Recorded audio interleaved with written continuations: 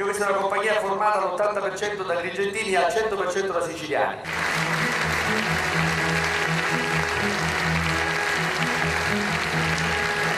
No, ecco, e allora mi diverto a farvi vedere quanto è bella, bella, bellissima, questa commedia di una bugia scoperta.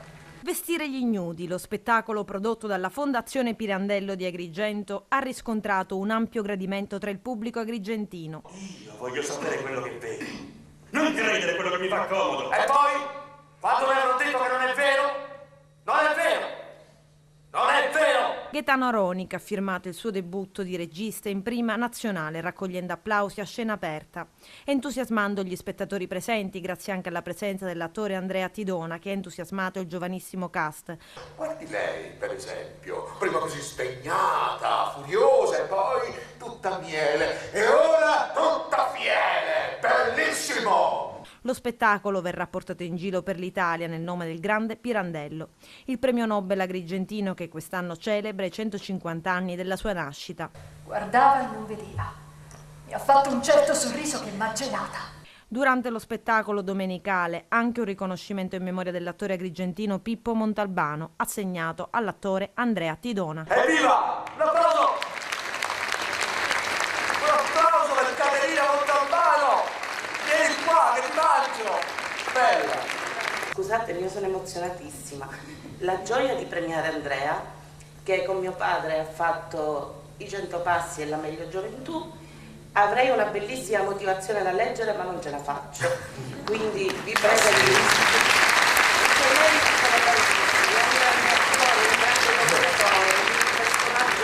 poliedrico, passa dai ruoli comici ai ruoli drammatici. È stato il pittore Stefano Venuti nei 100 passi, è stato il papà di Nicola, Matteo, Giovanna e Francesca Carati nella meglio gioventù, è stato il papà di uno dei due Monelli di Ficarra e Picone nel 7 e l'8, facendoci ridere. Ha fatto tantissimo. Ora perdonami, non posso No, non li possiamo annoiare.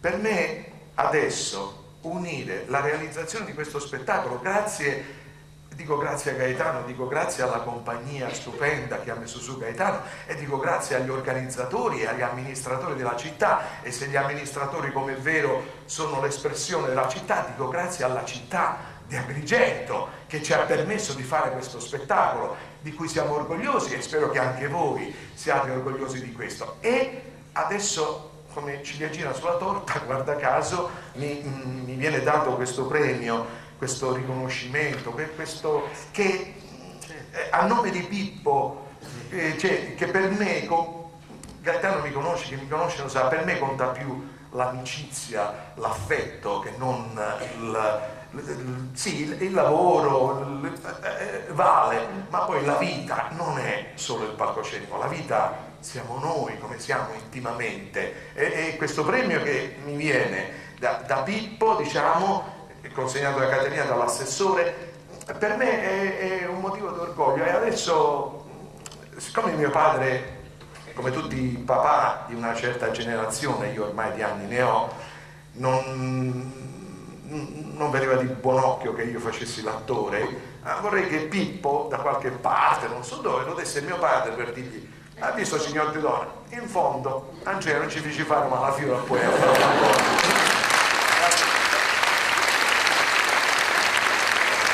Grazie.